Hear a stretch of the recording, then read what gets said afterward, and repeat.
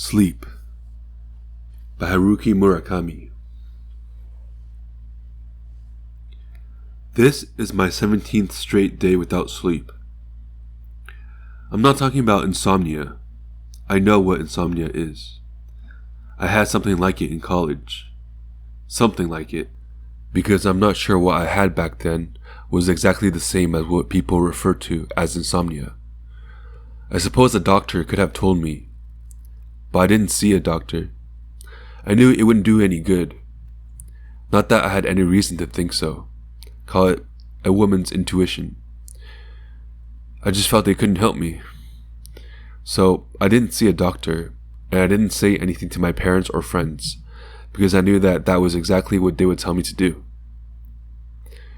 Back then, my something like insomnia went on for a month. I never really got to sleep that entire time.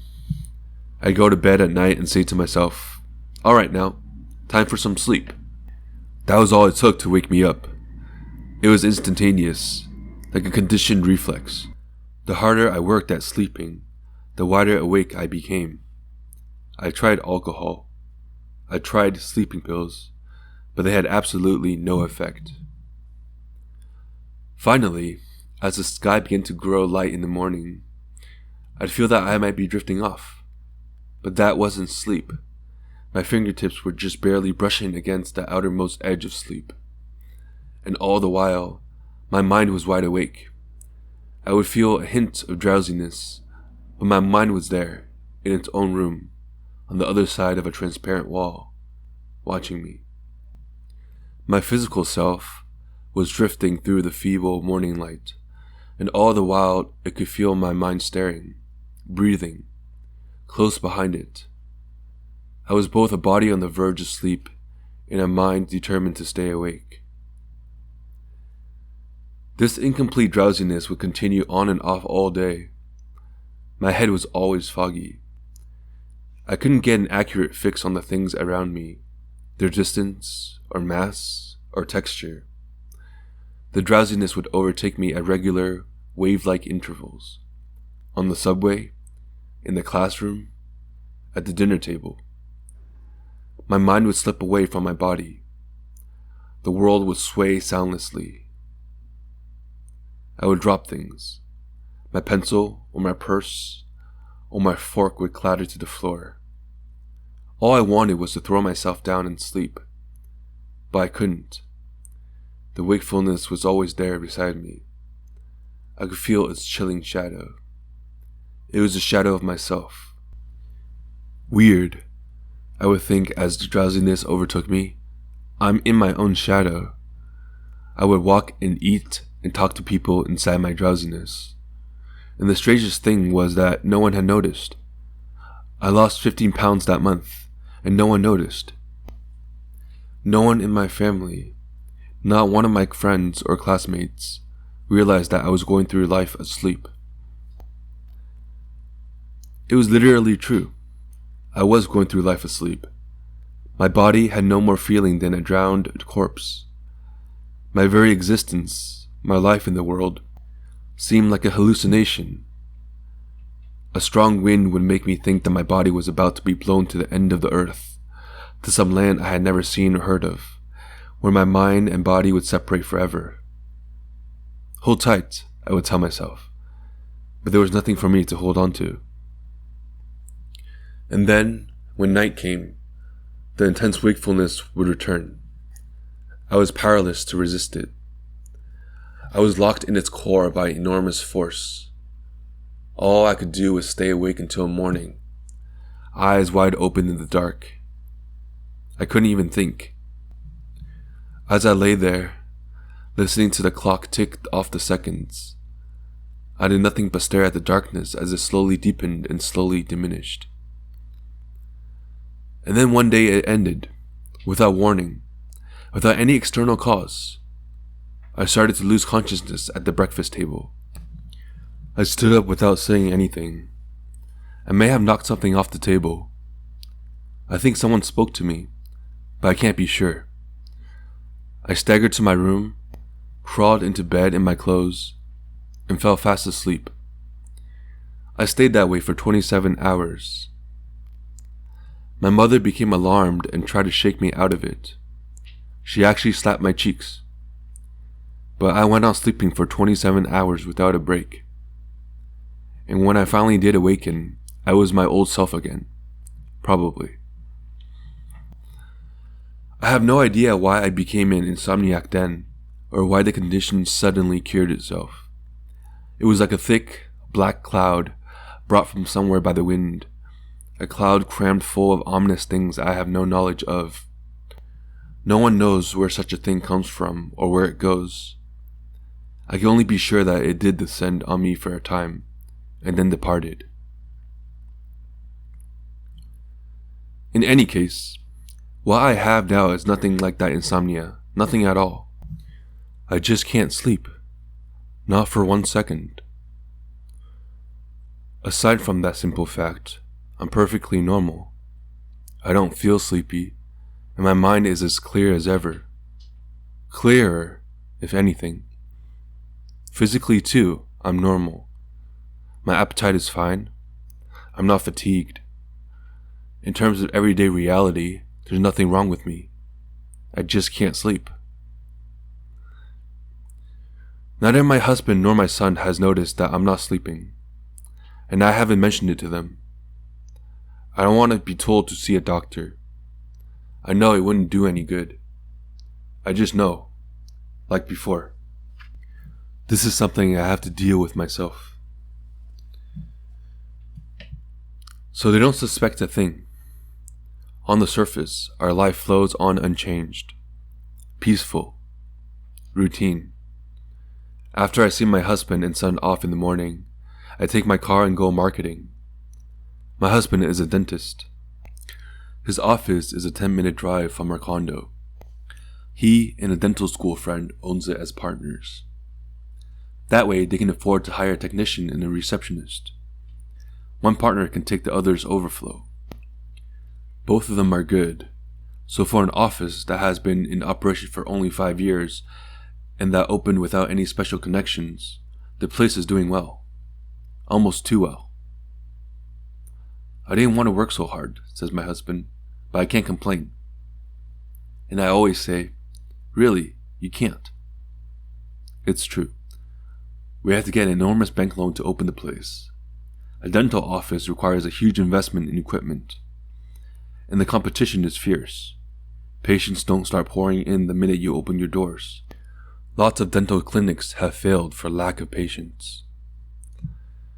Back then, we were young and poor, and we had a brand new baby. No one could guarantee that we would survive in such a tough world. But we had survived, one way or another. 5 years. No, we really can't complain. We've still got about 2/3 of our debt left to pay back, though. I know why you've always got so many patients, I always say to him. It's because you're such a good-looking guy. This is our little joke. He's not good-looking at all, actually. He's kind of strange-looking. Even now I sometimes wonder why I married such a strange-looking man. I had other boyfriends who were far more handsome. What makes his face so strange? I really can't say. It's not a handsome face, but it's not ugly either. Nor is it the kind that people would say has character. Honestly, strange is about all that fits. Or maybe it would be more accurate to say that it had no distinguishing features. Still, there must be some element that makes his face have no distinguishing features, and if I could grasp whatever that is, I might be able to understand the strangeness of the whole. I once tried to draw his picture, but I couldn't do it. I couldn't remember what he looked like. I sat there holding the pen over the paper and couldn't make a mark. I was flabbergasted. How can you live with a man so long and not be able to bring his face to mind? I knew how to recognize him, of course. I would even get mental images of him now and then. But when it came to drawing his picture, I realized that I didn't remember anything about his face. What could I do? It was like running into an invisible wall. The one thing I couldn't remember was that his face looked strange. The memory of that often makes me nervous. Still, he's one of those men everybody likes. That's a big plus in his business, obviously, but I think he would have been a success at just about anything. People feel secure talking to him. I had never met anyone like that before. All my woman friends like him, and I'm fond of him, of course. I think I even love him, but strictly speaking, I don't actually like him. Anyhow, he smiles in this natural, innocent way, just like a child. Not many grown-up men can do that. And I guess you expect a dentist to have nice teeth, which he does. It's not my fault I'm so good looking, he always answers when we enjoy our little joke. We're the only ones who understand what it means. It's a recognition of reality, of the fact that we have managed in one way or another to survive, and it's an important ritual for us. He drives his Sentra out of the condo parking garage every morning at 8:15. Our son is in the seat next to him. The elementary school is on the way to the office. "Be careful," I say. "Don't worry," he answers. Always the same little dialogue. I can't help myself. I have to say it. "Be careful." And my husband had to answer, "Don't worry." He starts the engine, puts on a Haydn or a Mozart tape into the car stereo, and hums along with the music. My two men always wave to me on the way out. Their hands move in exactly the same way. It's almost uncanny. They lean their heads at exactly the same angle and turn their palms towards me, moving them slightly from side to side in exactly the same way, as if trained by a choreographer. I have my own car, a used Honda Civic. A girlfriend sold it to me 2 years ago for next to nothing. One bumper is smashed in, and the body style is old-fashioned, with rust spots showing up. The odometer has over 150 kilometers on it.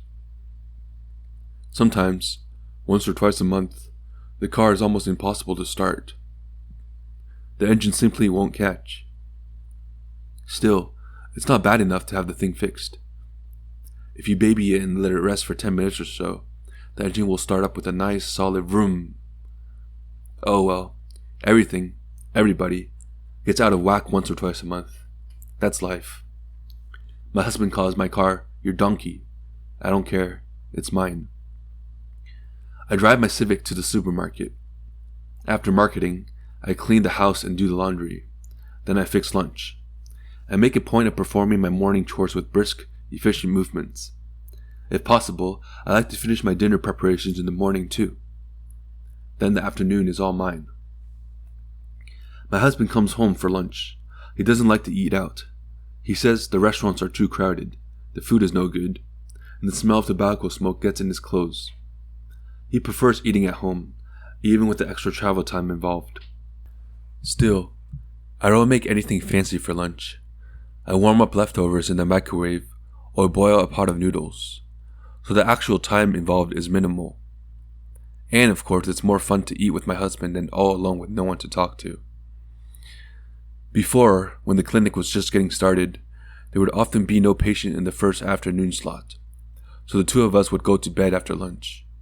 Those were the loveliest times with him. Everything was hushed, and the soft afternoon sunshine would filter into the room. We were a lot younger then, and happier. We're still happy, of course. I really do think so. No domestic troubles cast shadows on our home. I love him and trust him, and I'm sure he feels the same about me.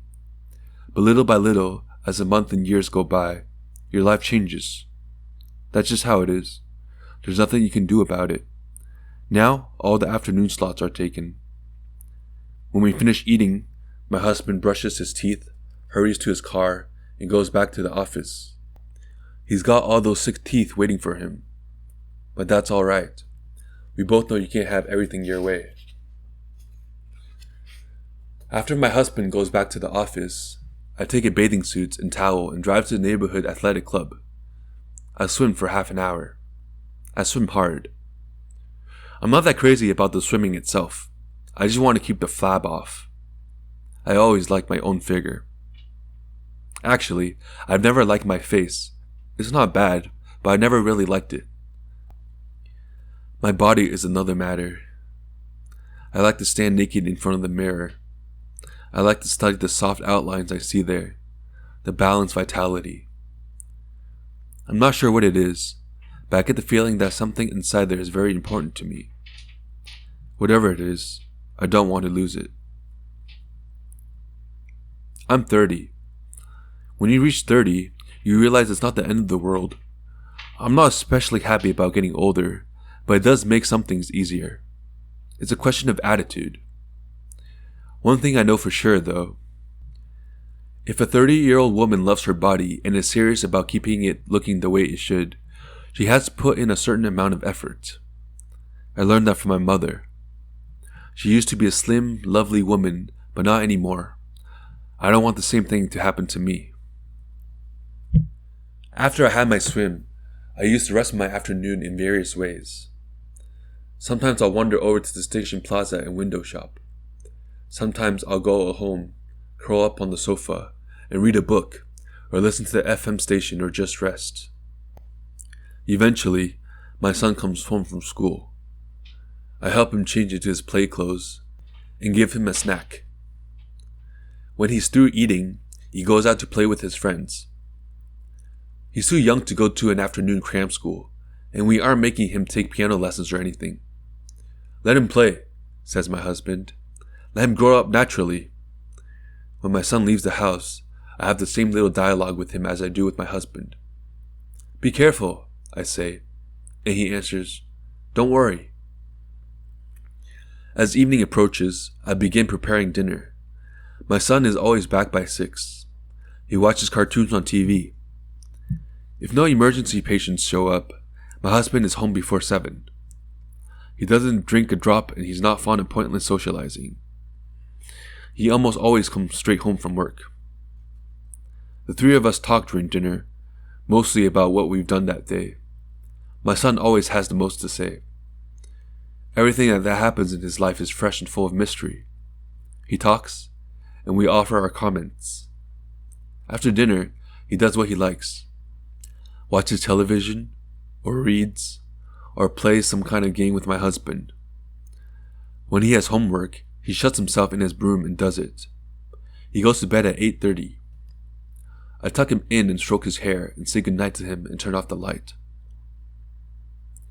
Then it's husband and wife together. He sits on the sofa, reading the newspaper and talking to me now and then about his patients or something in the paper. Then he listens to Haydn or Mozart. I don't mind listening to music, but I can never seem to tell the difference between those 2 composers. They sound the same to me. When I say that to my husband, he tells me it doesn't matter. It's all beautiful. That's what counts. Just like you, I say. Just like me, he answers with a big smile. He seemed genuinely pleased. So that's my life. Or my life before I stopped sleeping. Each day pretty much a repetition of the one before. I used to keep a diary, but if I forget for 2 or 3 days, I lose track of what had happened on which day. Yesterday could have been the day before yesterday, or vice versa.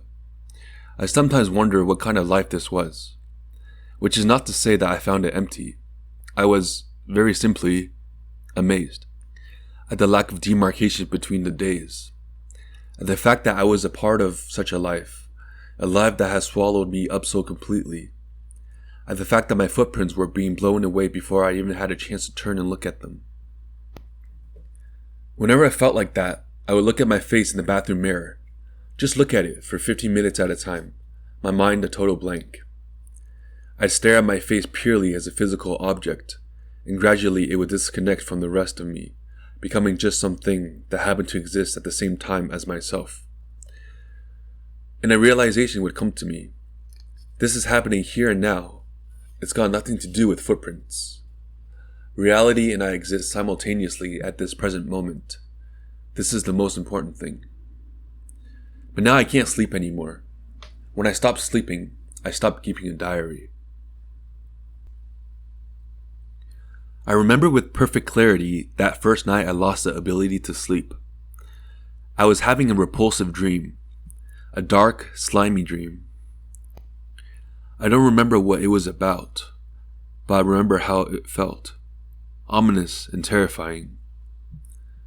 I woke at the climatic moment, came fully awake with a start, as if something had dragged me back at the last moment from a fatal turning point.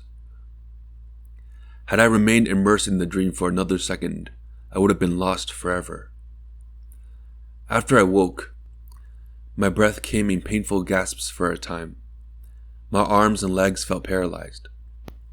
I lay there immobilized, listening to my own labored breathing, as if I were stretched out full length on the floor of a huge cavern. It was a dream, I told myself, and I waited for my breathing to calm down. Lying stiff on my back, I felt my heart working violently, my lungs hurrying the blood to it with big, slow, bellows-like contractions. I began to wonder what time it could be. I wanted to look at the clock by my pillow, but I couldn't turn my head far enough. Just then, I seemed to catch a glimpse of something at the foot of the bed, something like a vague, black shadow. I caught my breath. My heart, my lungs, everything inside me seemed to freeze in that instant. I strained to see the black shadow. The moment I tried to focus on it, the shadow began to assume a definite shape, as if it had been waiting for me to notice it.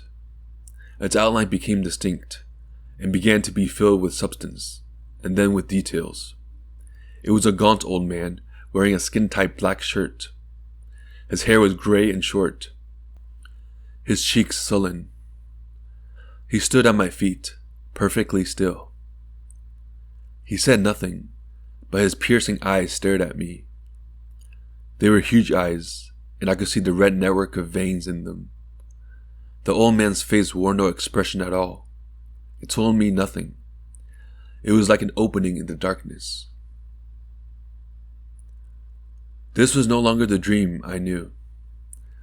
From that I had already awakened, and not just by drifting awake, but by having my eyes ripped open. No, this was no dream. This was reality. And in reality, an old man I had never seen before was standing at the foot of my bed. I had to do something. Turn on the light, wake my husband, scream. I tried to move. I fought to make my limbs work, but it did no good. I couldn't move a finger. When it became clear to me that I would never be able to move, I was filled with a hopeless terror, a primal fear such as I had never experienced before, like a chill that rises silently from the bottomless well of memory.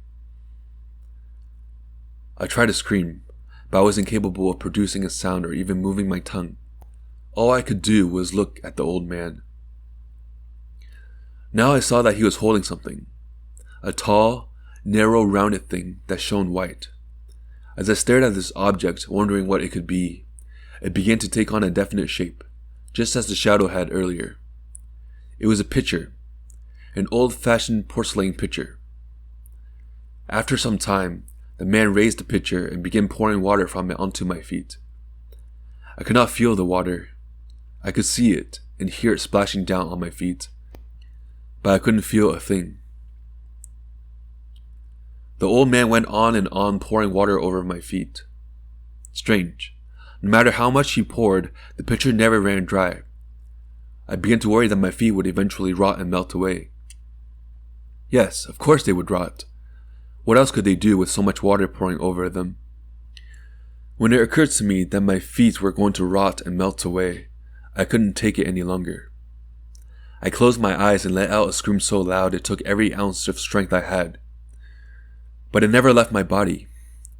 It reverberated soundlessly inside, tearing through me, shutting down my heart. Everything inside my head turned white for a moment as the scream penetrated my every cell. Something inside me died.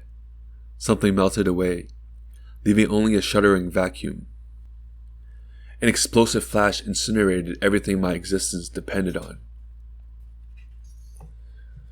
When I opened my eyes, the old man was gone. The pitcher was gone. The bedspread was dry, and there was no indication that anything near my feet had been wet. My body, though, was soaked with sweat, a horrifying volume of sweat, more sweat than I ever imagined a human being could produce. And yet, undeniably, it was sweat that had come from me. I moved one finger, then another, and another, and the rest. Next, and bent my arms and then my legs. I rotated my feet and bent my knees. Nothing moved quite as it should have, but at least it did move. After carefully checking to see that all my body parts were working, I eased myself into a sitting position.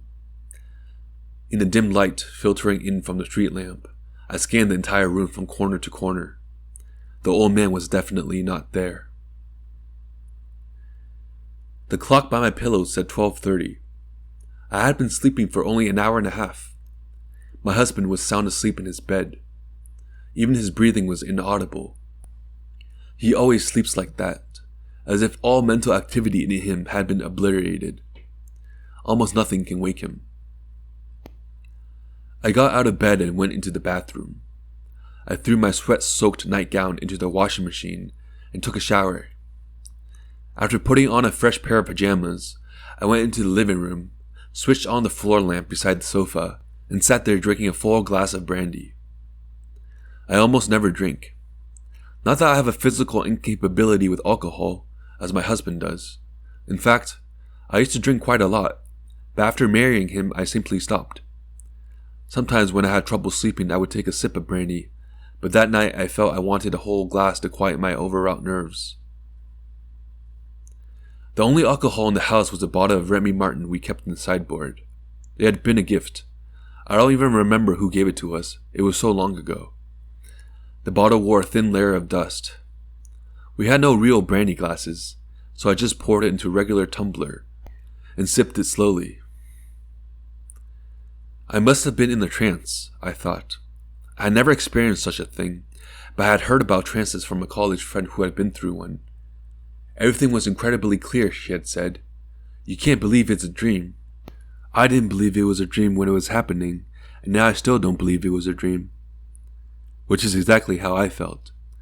Of course it had to be a dream. A kind of dream that doesn't feel like a dream. Though the terror was leaving me, the trembling of my body would not stop. It was in my skin, like the circular ripples on water after an earthquake. I could see the slight quivering. The scream had done it. That scream that had never found a voice was still locked up in my body, making it tremble. I closed my eyes and swallowed another mouthful of brandy. The warmth spread from my throat to my stomach. The sensation felt tremendously real. With a start, I thought of my son. Again, my heart began pounding. I hurried from the sofa to his room. He was sound asleep, one hand across his mouth, the other thrust out to the side, looking just as secure and peaceful in sleep as my husband. I straightened his blanket. Whatever it was that had so violently shattered in my sleep, it had attacked only me. Neither of them had felt a thing. I returned to the living room and wandered about there. I was not the least bit sleepy. I considered drinking another glass of brandy. In fact, I had wanted to drink even more alcohol than that. I wanted to warm my body more, to calm my nerves down more, and to feel that strong, penetrating bouquet in my mouth again. After some hesitation, I decided against it. I didn't want to start the new day drunk. I put the brandy back in the sideboard, brought the glass to the kitchen sink, and washed it. I found some strawberries in the refrigerator and ate them. I realized that the trembling in my skin was almost gone. What was that old man in black? I asked myself. I had never seen him before in my life. That black clothing of his was so strange, like a tight-fitting sweatsuit, and yet, at the same time, old-fashioned. I had never seen anything like it. And those eyes, bloodshot, and never blinking. Who was he? Why did he pour water onto my feet? Why did he have to do such a thing? I had only questions, no answers. The time my friend went into a trance, she was spending the night at her fiancé's house. As she lay in bed asleep, An angry-looking man in his early 50s approached and ordered her out of the house. While that was happening, she couldn't move a muscle. And, like me, she became soaked with sweat. She was certain it must be the ghost of her fiancé's father, who was telling her to get out of his house. But when she asked to see a photograph of the father the next day, it turned out to be an entirely different man. I must have been feeling tense, she concluded. That's what caused it. But I'm not tense, and this is my own house. There shouldn't be anything here to threaten me. Why did I have to go into a trance? I shook my head. Stop thinking, I told myself. It won't do any good. I had a realistic dream, nothing more. I've probably been building up some kind of fatigue. The tennis I played the day before yesterday must have done it. I met a friend at the club after my swim and she invited me to play tennis, and I overdid it a little. That's all. Sure, my arms and legs felt tired and heavy for a while afterward. When I finished my strawberries, I stretched out on the sofa and tried closing my eyes. I wasn't sleepy at all. Oh great, I thought. I really don't feel like sleeping. I thought I'd read a book until I got tired again. I went into the bedroom and picked a novel from the bookcase. My husband didn't even twitch when I turned on the light to hunt for it. I chose Anna Karenina. I was in the mood for a long Russian novel, and I had read Anna Karenina only once, long ago, probably in high school. I remembered just a few things about it. The first line. All happy families resemble one another. Every unhappy family is unhappy in its own way. And the heroine's throwing herself under a train at the end. And that early on there was a hint of the final suicide. Wasn't there a scene at the racetrack? Or was that in another novel? Whatever. I went back to the sofa and opened the book. How many years has it been since I sat down and relaxed like this with a book? True, I often spent half an hour or an hour of my private time in the afternoon with a book open. But you couldn't really call that reading. I'd always find myself thinking about other things. My son, or shopping, or the freezers needing to be fixed, or my having to find something to wear to a relative's wedding, or the stomach operation my father had last month. That kind of stuff would drift into my mind, and it would grow and take off in a million different directions. After a while, I noticed that the only things that had gone by was the time, and I had hardly turned any pages. Without noticing it, I had become accustomed in this way to a life without books. How strange, now that I think of it. Reading had been at the center of my life when I was young. I had read every book in the grade school library, and almost my entire allowance would go for books. I'd even scrimp on lunches to buy books I wanted to read. And this went on into junior high and high school. Nobody read as much as I did. I was the 3 of 5 children, and both my parents worked, so nobody paid much attention to me. I could read alone as much as I liked. I'd always entered the essay contest on books so that I could win a gift certificate for more books, and I usually won. In college, I majored in English literature and got good grades. My graduation thesis on Catherine Mansfield won top honors, and my thesis advisor urged me to apply to graduate school. I wanted to go out into the world, though, and I knew that I was no scholar. I just enjoyed reading books. And even if I had wanted to go on studying, my family didn't have the financial wherewithal to send me to graduate school. We weren't poor by any means, but there were 2 sisters coming along after me, so once I graduated from college, I simply had to begin supporting myself. When had I really read a book last? And what had it been? I couldn't recall anything. Why did a person's life have to change so completely? Where had the old me gone, the one who used to read a book as if possessed by it? What had those days, and that almost abnormally intense passion, meant to me? That night, I found myself capable of reading Anna Karenina with unbroken concentration. I went on turning pages without another thought in mind. In one sitting, I read as far as the scene where Anna and Vronsky first see each other in the Moscow train station. At that point, I stuck my bookmark in, and poured myself another glass of brandy. Though it hadn't occurred to me before, I couldn't help thinking what an odd novel this was. You don't see the heroine, Anna, until chapter 18. I wondered if it didn't seem unusual to readers in Tolstoy's day. What did they do when the book went on and on with a detailed description of the life of a minor character named Oblonsky? Just sit there, waiting for the beautiful heroine to appear. Maybe that was it. Maybe people in those days had lots of time to kill. At least the part of society that read novels. Then I noticed how late it was. 3 a.m, and still I wasn't sleepy. What should I do? I didn't feel sleepy at all, I thought. I could just keep on reading. I'd love to find out what happens in the story, but I have to sleep. I remember my ordeal with insomnia, and how I had gone through each day back then, wrapped in a cloud. No, never again. I was still a student in those days. It was still possible for me to get away with something like that. But not now, I thought. Now I'm a wife, a mother. I have responsibilities. I have to make my husband's lunches and take care of my son. But even if I get into bed now, I know I won't be able to sleep a wink. I shook my head. Let's face it, I'm just not sleepy, I told myself, and I want to read the rest of the book. I sighed and stole a glance at the big volume lying on the table. And that was that. I plunged into Anna Karenina and kept reading until the sun came up. Anna and Vronsky stared at each other at the ball and fell into their doomed love. Anna went on to pieces when Vronsky's horse fell at the racetrack. So there was a racetrack scene, after all. It confessed her infidelity to her husband. I was there with Vronsky when he spurred his horse over the obstacles. I heard the crowd cheering him on, and I was there in the stands watching his horse go down.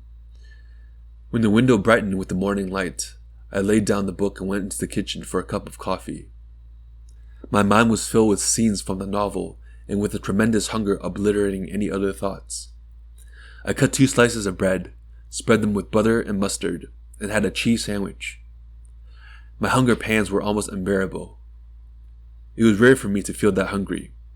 I had trouble breathing, I was so hungry. 1 sandwich did hardly anything for me, so I made another one and had another cup of coffee with it. To my husband, I said nothing about either my trance or my night without sleep. Not that I was hiding them from him. It just seemed to me that there was no point in telling him. What good would it have done? And besides, I had simply missed a night's sleep. That much happens to everyone now and then. I made my husband his usual cup of coffee and gave my son a glass of warm milk. My husband ate toast, and my son ate a bowl of cornflakes. My husband skimmed the morning paper, and my son hummed a new song he had learned in school. The 2 of them got into the Sentra and left. Be careful, I said to my husband. Don't worry, he answered. The 2 of them waved. A typical morning.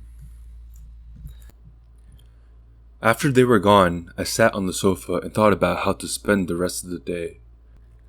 What should I do? What did I have to do? I went to the kitchen to inspect the contents of the refrigerator. I could get by without shopping. We had bread, milk, and eggs, and there was meat in the freezer. Plenty of vegetables, too. Everything I need through tomorrow's lunch. I had business at the bank, but it was nothing I absolutely had to take care of immediately. Letting it go a day longer wouldn't hurt.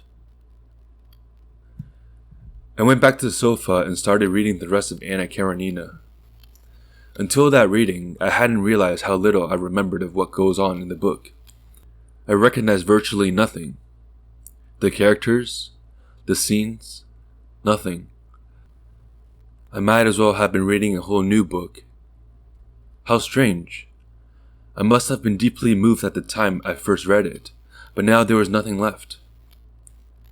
Without my noticing, the memories of all the shuddering, soaring emotions had slipped away and vanished. What, then, of the enormous fund of time I had consumed back then reading books? What had it all meant? I stopped reading and thought about that for a while. None of it made sense to me, though, and soon I lost even track of that. I caught myself staring at the tree that stood outside the window. I shook my head and went back to the book.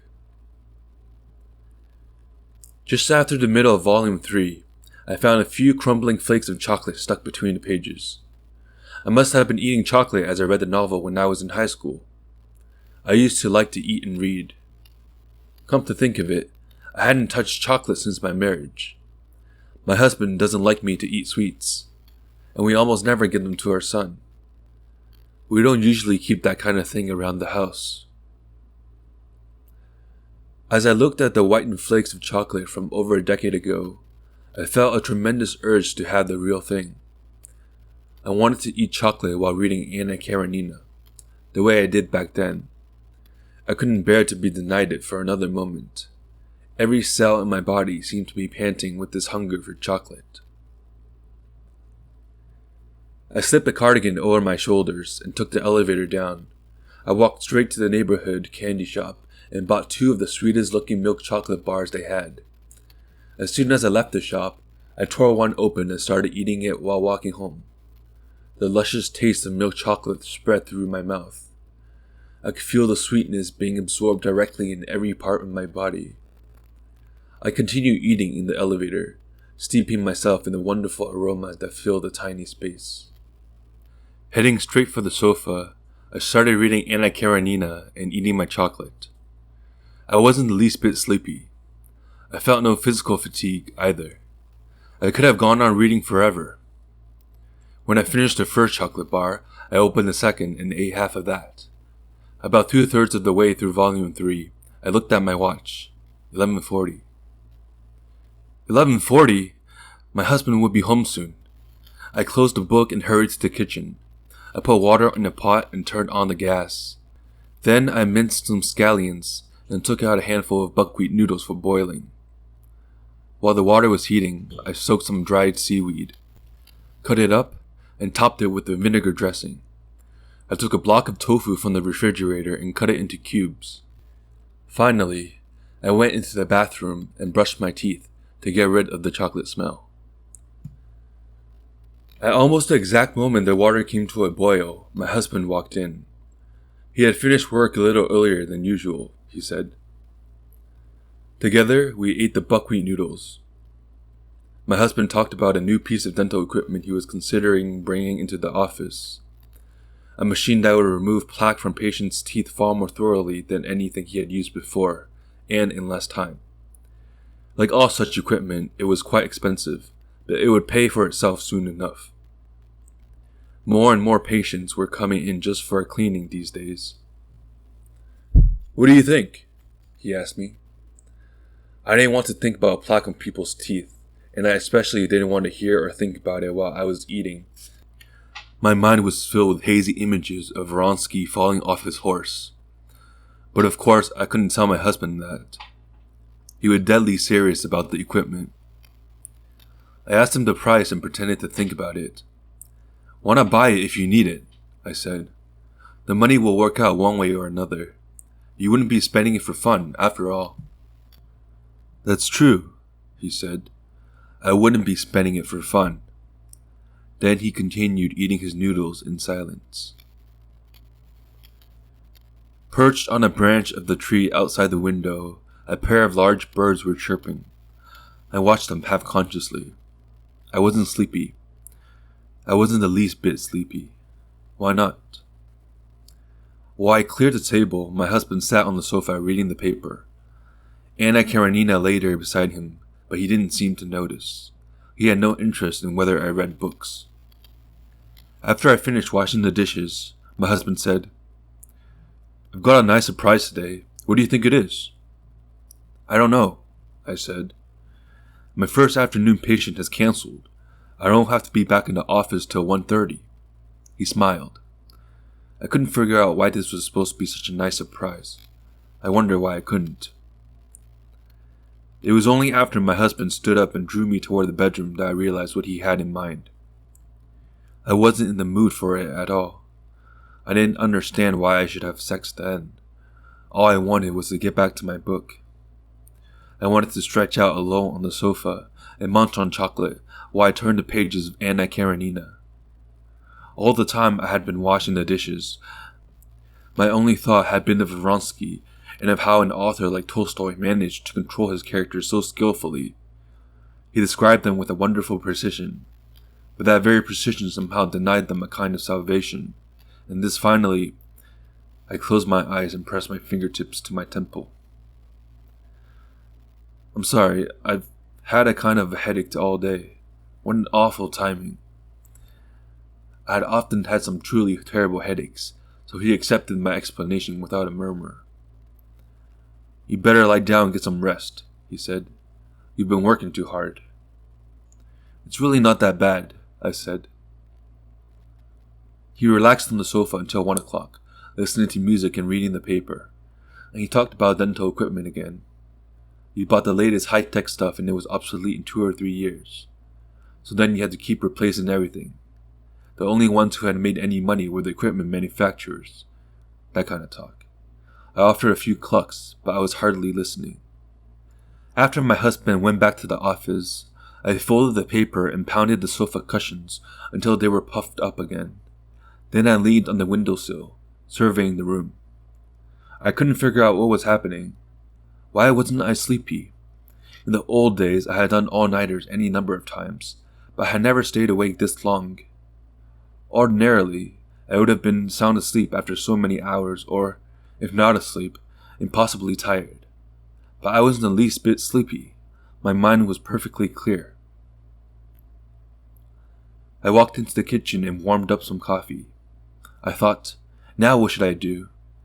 Of course, I wanted to read the rest of Anna Karenina, but I also wanted to go to the pool for my swim. I decided to go swimming. I don't know how to explain this, but I wanted to purge my body of something by exercising it to the limit. Purge it? Of what? I spent some time wondering about that. Purge it of what? I didn't know. But this thing, whatever it was, this mist-like something, hung there inside my body like a certain kind of potential. I wanted to give it a name, but the word refused to come to mind. I'm terrible at finding the right words for things. I'm sure Tolstoy would have been able to come up with exactly the right word. Anyhow, I put my swimsuit in my bag and, as always, drove my Civic to the athletic club. There were only 2 other people in the pool, a young man and a middle-aged woman, and I didn't know either of them.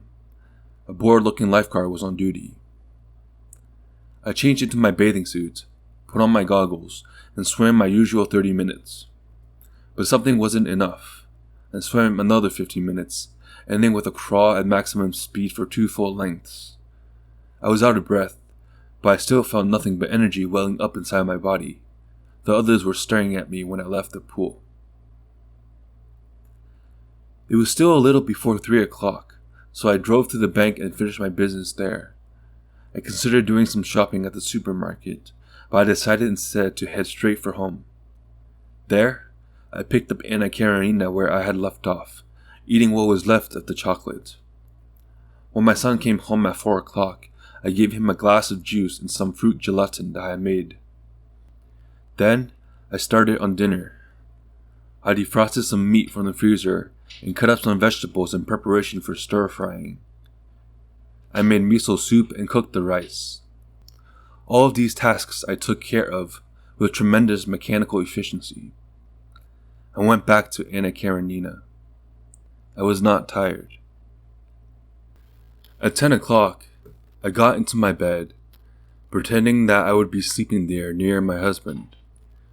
He fell asleep right away, practically the moment the light went out, as if there were some cord connecting the lamp with his brain. Amazing. People like that are rare. There are far more people who have trouble falling asleep. My father was one of those. He'd always complain about how shallow his sleep was. Not only did he find it hard to get to sleep, but the slightest sound or movement would wake him up for the rest of the night. Not my husband, though. Once he was asleep, nothing could wake him until morning. We were still newlyweds when it struck me how odd this was. I even experimented to see what it would take to wake him. I sprinkled water on his face and tickled his nose with a brush. That kind of thing. I never once got him to wake up. If I kept at it, I could get him to groan once, but that was all. And he never dreamed. At least, he never remembered what his dreams were about. Needless to say, he never went into any paralytic trances. He slept. He slept like a turtle buried in mud. Amazing. But it helped with what quickly became my nightly routine. After 10 minutes of lying near him, I would get out of bed. I would go out to the living room, turn on the floor lamp, and pour myself a glass of brandy. Then I would sit on the sofa and read my book, taking tiny sips of brandy and letting the smooth liquid glide over my tongue. Whenever I felt like it, I would eat a cookie or a piece of chocolate that I had hidden in the sideboard. After a while, morning would come. When that happened, I would close my book and make myself a cup of coffee. Then I would make a sandwich and eat it. My days became just as regulated. I would hurry through my housework and spend the rest of the morning reading. Just before noon, I would put my book down and fix my husband's lunch. When he left, before 1, I'd drive to the club and have my swim. I would swim for a full hour. Once I stopped sleeping, 30 minutes was never enough. When I was in the water, I concentrated my entire mind on swimming. I thought about nothing but how to move my body most effectively, and I inhaled and exhaled with perfect regularity. If I met someone I knew, I hardly said a word, just the basic civilities. I refused all invitations. "Sorry," I'd say, "I'm going straight home today. There's something I have to do." I didn't want to get involved with anybody. I didn't want to have to waste time on endless gossiping. When I was through swimming as hard as I could, all I wanted was to hurry home and read. I went through the motions. Shopping, cooking, playing with my son, having sex with my husband. It was easy once I got the hang of it. All I had to do was break the connection between my mind and my body. While my body went about its business, my mind floated in its own inner space. I ran the house without a thought in my mind. Feeding snacks to my son, chattering with my husband. After I gave up sleeping, it occurred to me what a simple thing reality is, how easy it is to make it work. It's just reality, just housework, just a home, like running a simple machine. Once you learn to run it, it's just a matter of repetition. You push this button and pull that lever. You adjust the gauge, put on the lid, and set the timer. The same thing, over and over. Of course, there were variations now and then. My mother-in-law had dinner with us. On Sunday, the 3 of us went to the zoo. My son had a terrible case of diarrhea. But none of these events had any effect on my being. They swept past me like a silent breeze. I chatted with my mother-in-law, made dinner for 4, took a picture in front of the bear cage, put a hot water bottle on my son's stomach and gave him his medicine. No one noticed that I had changed, that I had given up sleeping entirely, that I was spending all my time reading, that my mind was someplace 100 years and hundreds of miles from reality. No matter how mechanically I worked, no matter how little love or emotion I invested in my handling of reality, my husband and my son and my mother-in-law went on relating to me as they always had. If anything, they seemed more at ease with me than before. And so a week went by. Once my constant wakefulness entered its 2nd week, though, it started to worry me. It was simply not normal. People are supposed to sleep. All people sleep. Once, some years ago, I had read about a form of torture in which the victim is prevented from sleeping. Something the Nazis did, I think. They locked the person in a tiny room, fastened his eyelashes open, and keep shining lights in his face and making loud noises without a break. Eventually, the person would go mad and die. I couldn't recall how long the article said it took for the madness to set in, but it couldn't have been much more than 3 or 4 days. In my case, a whole week had gone by. This was simply too much. Still, my health was not suffering. Far from it. I had more energy than ever. One day, after showering, I stood naked in front of the mirror. I was amazed to discover that my body appeared to be almost bursting with vitality. I studied every inch of myself, head to toe, but I could not find the slightest hint of excess flesh, nor one wrinkle. I no longer had the body of a young girl, of course, but my skin had far more glow, far more tautness, than it had before. I took a pinch of flesh near my waist and found it almost hard, with a wonderful elasticity. It dawned on me that I was prettier than I had realized. I looked so much younger than before it was almost shocking. I could probably pass for 24. My skin was smooth. My eyes were bright, lips moist. The shadowed area beneath my protruding cheekbones, the one feature I really hated about myself, was no longer noticeable at all. I sat down and looked at my face in the mirror for a good 30 minutes. I studied it from all angles, objectively. No, I had not been mistaken. I was really pretty. What was happening to me? I thought about seeing a doctor. I had a doctor who had been taking care of me since I was a child, and to whom I felt close, but the more I thought about how he might react to my story, the less inclined I felt to tell it to him. Would he take me at my word? He'd probably think I was crazy if I said I hadn't slept in a week. Or he might dismiss it as a kind of neuronic insomnia. But if he did believe I was telling the truth, he might send me to some big research hospital for testing. And then what would happen? I'd be locked up and sent from one lab to another to be experimented on. They do EEGs and EKGs and urinalysis and blood tests and psychological screening and who knows what else. I couldn't take that. I just wanted to stay by myself and quietly read my book. I wanted to have my hour of swimming every day. I wanted my freedom. That's what I wanted more than anything. I didn't want to go to any hospitals. And even if they did get me into a hospital, what would they find? They'd do a mountain of tests and formulate a mountain of hypotheses, and that would be the end of it. I didn't want to be locked up in a place like that. One afternoon, I went to the library and read some books on sleep. The few books I could find didn't tell me much. In fact, they all only had one thing to say: that sleep is rest. Like turning off a car engine. If you keep a motor running constantly, sooner or later it will break down. A running engine must produce heat, and accumulated heat fatigues the machinery itself, which is why you have to let the engine rest. Cool down. Turning off the engine, that, finally, is what sleep is. In a human being, sleep provides rest for both the flesh and the spirit. When a person lies down and rests her muscles, she simultaneously closes her eyes and cuts off the thought process, and excess thoughts release an electrical discharge in the form of dreams. One book did have a fascinating point to make. The author maintained that human beings, by their very nature, are incapable of escaping from certain fixed idiosyncratic tendencies, both in their thought processes and in their physical movements.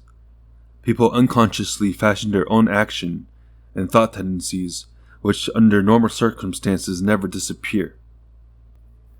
In other words, people live in the prison cells of their own tendencies. What modulates these tendencies and keeps them in check, so the organism doesn't wear down as the heel of a shoe does, at a particular angle as the author puts it, is nothing other than sleep. Sleep therapeutically counteracts the tendencies. In sleep, people naturally relax muscles that have been consistently used in only one direction. Sleep both calms and provides a discharge for thought circuits that have likewise been used in only one direction. This is how people are cooled down. Sleeping is an act that has been programmed, with karmic inevitability, into the human system, and no one can diverge from it. If a person were to diverge from it, the person's very ground of being would be threatened. Tendencies, I asked myself. The only tendency of mine that I could think of was housework, those chores I performed day after day like an unfeeling machine, cooking and shopping, and laundry and muttering. What were those if not tendencies? I could do them with my eyes closed, push the buttons, pull the levers. Pretty soon, reality just flows off and away. The same physical movements over and over. Tendencies. They were consuming me, wearing me down on one side like the heel of a shoe. I needed sleep every day to adjust them and cool me down. Was that it? I read the passage once more with intense concentration, and I nodded. Yes, almost certainly, that was it. So then, what was this life of mine? I was being consumed by my tendencies and then sleeping to repair the damage. My life was nothing but a repetition of this cycle. It was going nowhere. Sitting at the library table, I shook my head. I'm through with sleep. So what if I go mad? So what if I lose my ground of being? I will not be consumed by my tendencies. If sleep is nothing more than a periodic repairing of the parts of me that are being worn away, I don't want it anymore. I don't need it anymore. My flesh may have been consumed, but my mind belongs to me. I'm keeping it for myself. I will not hand it over to anyone. I don't want to be repaired. I will not sleep. I left the library filled with a new determination. Now my inability to sleep ceased to frighten me. What was there to be afraid of? Think of all the advantages. Now the hours from 10 at night to 6 in the morning belonged to me alone. Until now, a third of every day had been used up by sleep, but no more. No more. Now it was mine. Just mine. Nobody else's. All mine. I could use this time in any way I liked. No one would get in my way. No one would make demands on me. Yes, that was it. I had expanded my life. I had increased it by a third. You're probably going to tell me that this is biologically abnormal, and you may be right, and maybe someday in the future I'll have to pay back the debt I'm building up by continually to do this biologically abnormal thing. Maybe life will try to collect on the expanded part, this advance it is paying me now. This is a groundless hypothesis. There is no ground for negating it, and it feels right to me somehow. Which means that in the end, the balance sheet of borrowed time will even out. Honestly though, I don't give a damn, even if I have to die young. The best thing to do with a hypothesis is to let it run any course it pleases. Now, at least, I was expanding my life, and it was wonderful. My hands weren't empty anymore. Here I was, alive, and I could feel it. It was real. I wasn't being consumed any longer, or at least there was a part of me in existence that was not being consumed, and that was what gave me this immensely real feeling of being alive. A life without that feeling might go on forever, but it would have no meaning at all. I saw that with absolute clarity now. After checking to see that my husband was asleep, I would go sit on the living room sofa, drink brandy by myself, and open my book. I read Anna Karenina 3 times. Each time, I made new discoveries. This enormous novel was full of revelations and riddles. Like a Chinese box, the world of the novel contained smaller worlds, and inside those were yet smaller worlds. Together, these worlds made up a single universe, and the universe waited there in the book to be discovered by the reader. The old me had been able to understand only the tiniest of fragments, but the gaze of this new me could penetrate to the core with perfect understanding. I knew exactly what the great Tolstoy wanted to say, what he wanted the reader to get from his book. I could see how his message had organically crystallized as a novel, and what in that novel had surpassed the author himself. No matter how hard I concentrated, I never tired. After reading Anna Karenina as many times as I could, I read Dostoevsky. I could read book after book with utter concentration and never tire. I could understand the most difficult passages without effort, and I responded with deep emotion. I felt that I had always been meant to be like this. By abandoning sleep, I had expanded myself. The power to concentrate was the most important thing. Living without this power would be like opening one's eyes without seeing anything. Eventually, my bottle of brandy ran out. I had drunk almost all of it by myself. I went to the gourmet department of a big store for another bottle of Remy Martin. As long as I was there, I figured, I might as well buy a bottle of red wine too, in a fine crystal brandy glass, and chocolate and cookies. Sometimes while reading, I would become overexcited. When that happened, I would put my book down and exercise. Do calisthenics, or just walk around the room. Depending on my mood, I might go out for a nighttime drive. I'd change clothes, get into my Civic, and drive aimlessly around the neighborhood. Sometimes I'd drop into an all-night fast food place for a cup of coffee, but it was such a bother to have to deal with other people that I'd usually just stay in the car. I stopped in some safe-looking spot and just let my mind wander. Or I'd go all the way to the harbor and watch the boats. One time, though, I was questioned by a policeman.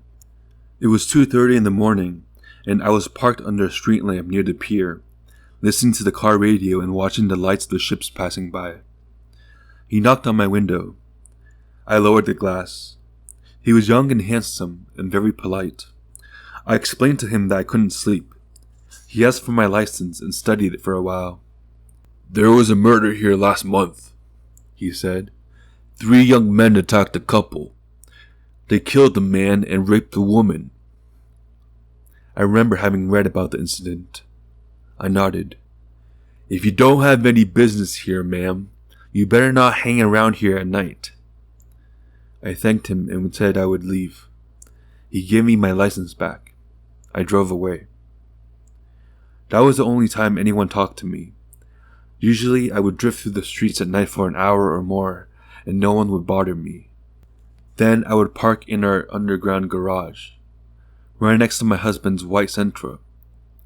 He was upstairs sleeping soundly in the darkness.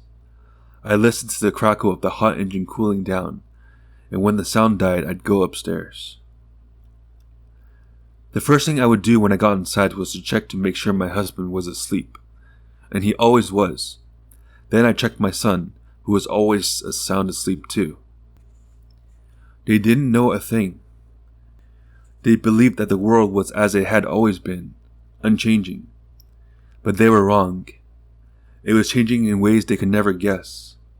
Changing a lot. Changing fast. It would never be the same again.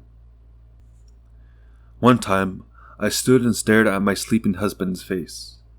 I had heard a thump in the bedroom and rushed in.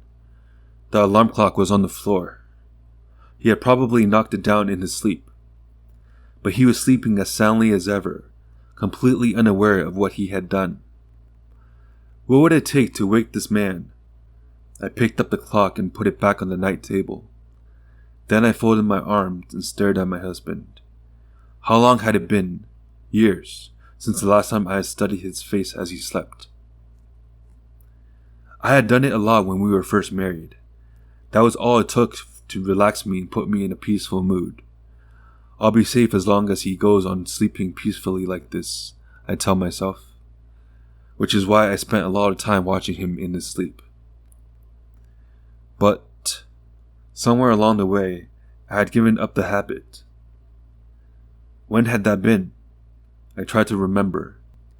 It had probably happened back when my mother-in-law and I were sort of quarreling over what name to give my son. She was big on some religious cult kind of thing, and had asked her priest to bestow a name on the baby. I don't remember exactly the name she was given, but I had no intention of letting some priest bestow a name on my child. We had some pretty violent arguments at the time, but my husband couldn't say a thing to either of us. He stood by and tried to calm us. After that, I lost the feeling that my husband was my protector, The one thing I thought I wanted from him he had failed to give me. All he had managed to do was make me furious. This happened a long time ago, of course. My mother-in-law and I have long since made up. I gave my son the name I wanted to give him. My husband and I made up right away, too. I'm pretty sure that was the end, though, of my watching him in his sleep. So there I stood, looking at him sleeping as soundly as always. One bare foot stuck out from under the covers at a strange angle, so strange that the foot could have belonged to someone else. It was a big, chunky foot. My husband's mouth hung open, the lower lip drooping. Every once in a while, his nostrils would twitch. There was a mole under his eye that bothered me. It was so big and vulgar looking. There was something else vulgar about the way his eyes were closed. The lids slack, covers made of faded human flesh. He looked like an absolute fool. This was what they mean by dead to the world. How incredibly ugly. He sleeps with such an ugly face. It's just too gruesome, I thought. He couldn't have been like this in the old days. I'm sure he must have had a better face when we were first married. One that was taut and alert. Even sound asleep, he couldn't have been such a blob. I tried to remember what his sleeping face had looked like back then, but I couldn't do it, though I tried hard enough. All I could be sure of was that he couldn't have had such a terrible face. Or was I just deceiving myself? Maybe he had always looked like this in his sleep and I had been indulging in some kind of emotional projection. I'm sure that's what my mother would say. That sort of thinking was a specialty of hers. All that lovey-dovey stuff lasts 2 years. 3 years tops, she always used to insist. You were a new bride, I'm sure she would tell me now. Of course, your little hubby looked like a darling in his sleep. I'm sure she would say something like that, but I'm just as sure she'd be wrong. He had grown ugly over the years. The firmness had grown out of his face. That's what growing old is all about. He was old now, and tired, worn out. He'd get even uglier in the years ahead, that much was certain, and I had no choice but to go along with it, put up with it, resign myself to it. I let out a sigh as I stood there watching him. It was a deep sigh, a noisy one as sighs go. But of course he didn't move a muscle. The loudest sigh in the world would never wake him up. I left the bedroom and went back to the living room. I poured myself a brandy and started reading. But something wouldn't let me concentrate. I put the book down and went to my son's room. Opening the door, I stared at his face in the light spilling in from the hallway. He was sleeping just as soundly as my husband was, as he always did.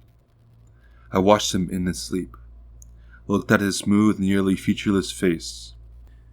It was very different from my husband's. It was still a child's face, after all. The skin still glowed. It still had nothing vulgar about it. And yet, something about my son's face annoyed me. I had never felt anything like this about him before. What could be making me feel this way? I stood there, looking, with my arms folded. Yes, of course I loved my son. Loved him tremendously. But still, undeniably, that something was bothering me, getting on my nerves. I shook my head. I closed my eyes and kept them shut. Then I opened them and looked at my son's face again. And then it hit me.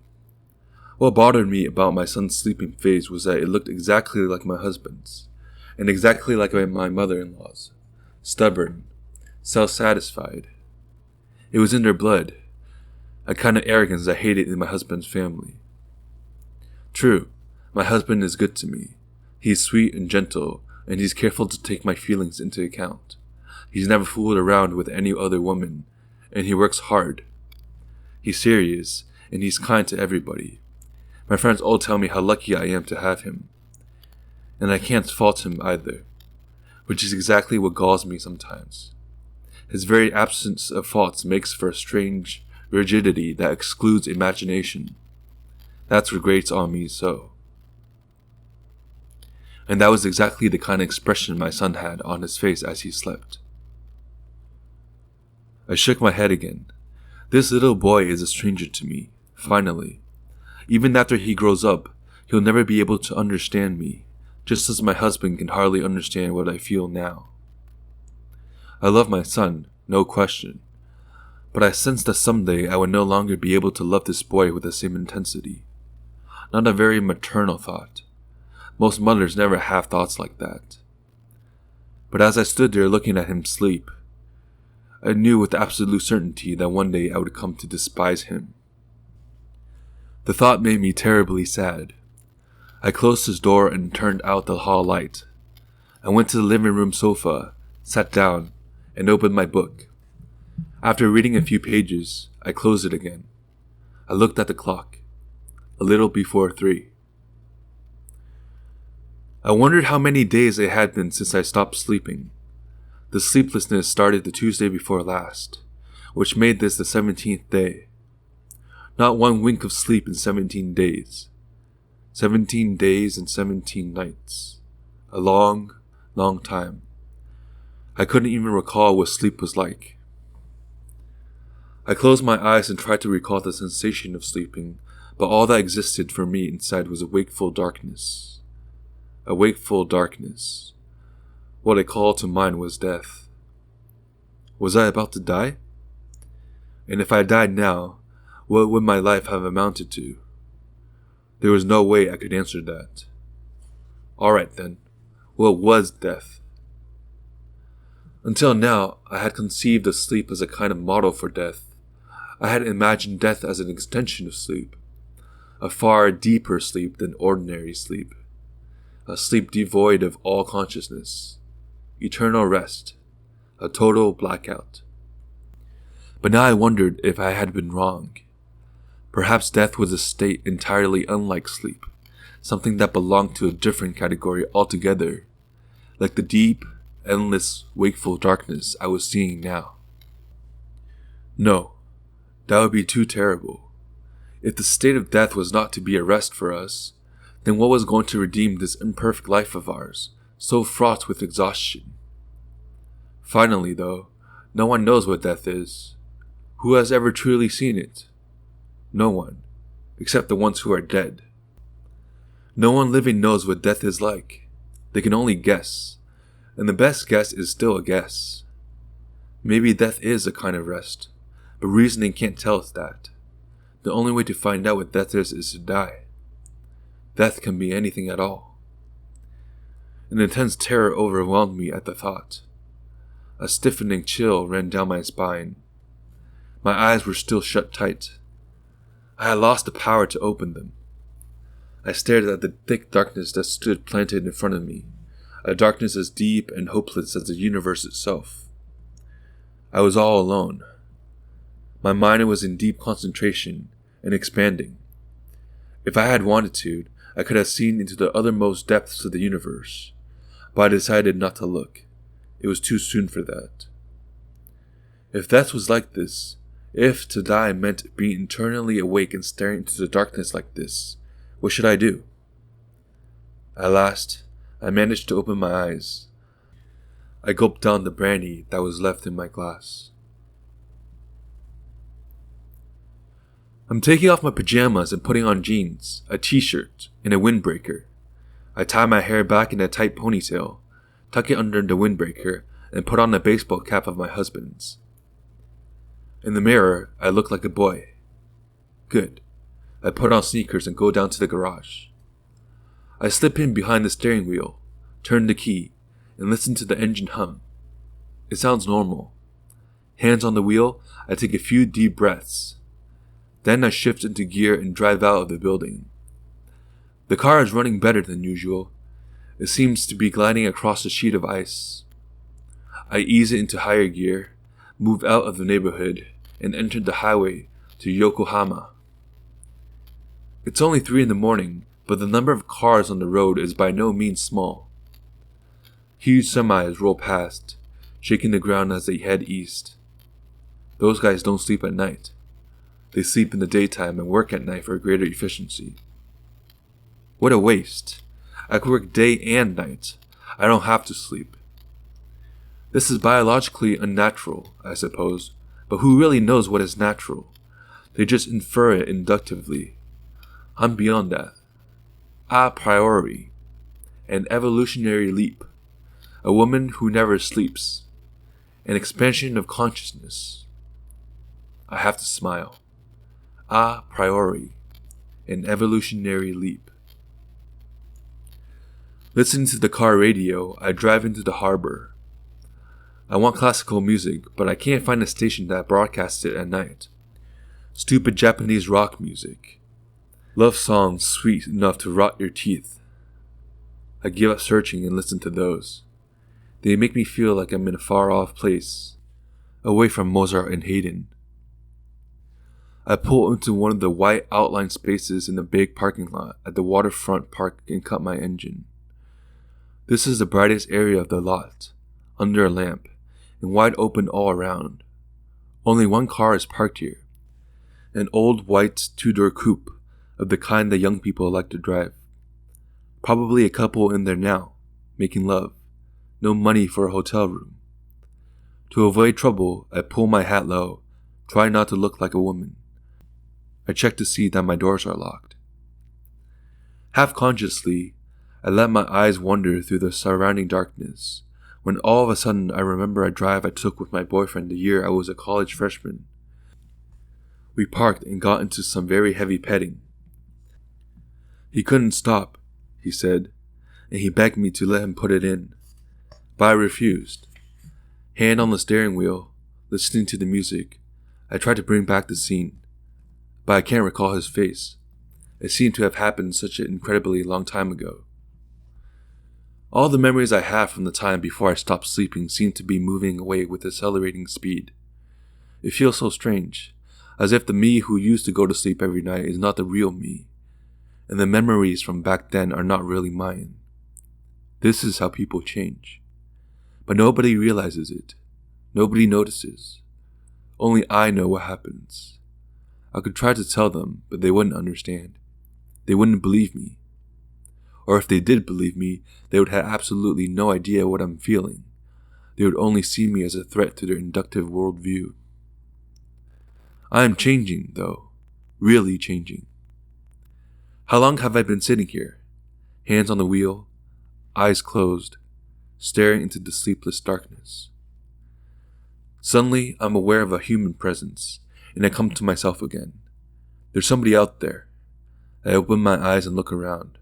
Someone is outside the car, trying to open the door. But the doors are locked. Dark shadows on either side of the door, one at each door. Can't see their faces, can't make out their clothing, just two dark shadows standing there. Sandwiched between them, my Civic feels tiny, like a little pastry box. It's being rocked from side to side. A fist is pounding on the right-hand window. I know it's not a policeman. A policeman would never pound on the glass like this. It would never shake my car. I hold my breath. What should I do? I can't think straight. My underarms are soaked. I've got to get out of here. The key. Turn the key. I reach out for it and turn it to the right.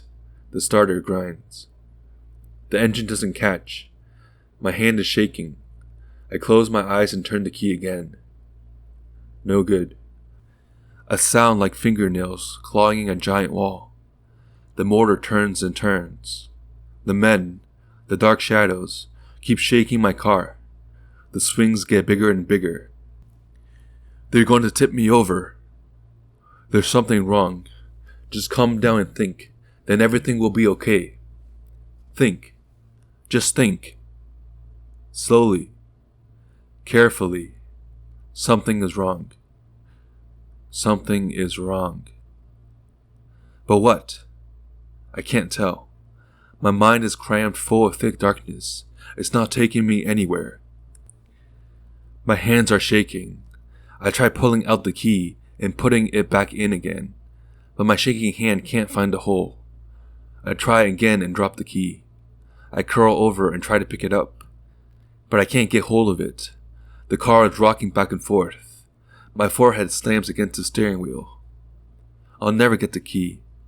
I fall back against the seat, covering my face with my hands. I'm crying. All I can do is cry. The tears keep pouring out. Locked inside this little box. I can't go anywhere. It's the middle of the night. The men keep rocking the car back and forth. They're going to turn it over.